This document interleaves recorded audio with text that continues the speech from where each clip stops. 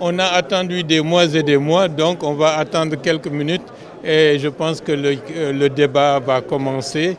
Bon, c'est des petites contraintes de rien du tout, mais je pense que l'essentiel va commencer et j'espère que les choses vont correctement se passer d'ici le 15 décembre, quelque chose de consistant permettant de défricher les voies et moyens pour une transition efficace, réussie, pour que la Guinée sorte d'une longue période d'incertitude. Au niveau de votre coalition, vous avez reçu les TDR. Est-ce que vous avez des amendements au niveau de ces TDR? Bon, je pense qu'il ne faut pas essayer de reconstruire le monde.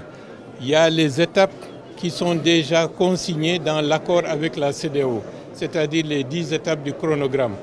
Chaque question mérite des débats approfondis. Par exemple, sur la question du recensement administratif.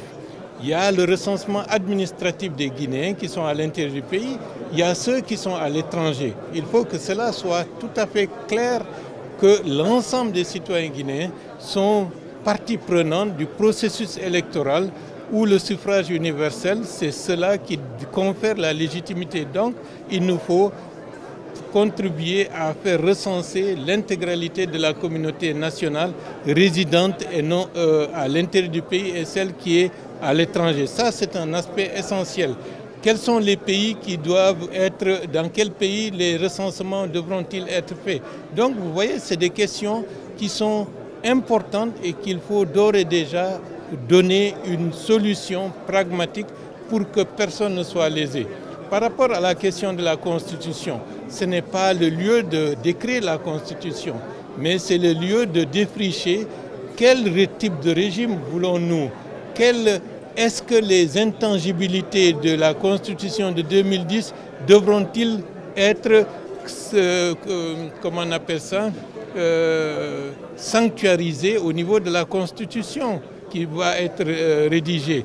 Le nombre de mandats est-il aléatoire ou est-il fixe à 2 au plus pour un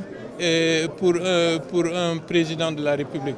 Tout ça, ça mérite qu'on en discute avant que les professionnels, que ce soit au CNT, que ce soit dans les ministères, ne commencent à leur travail proprement dit.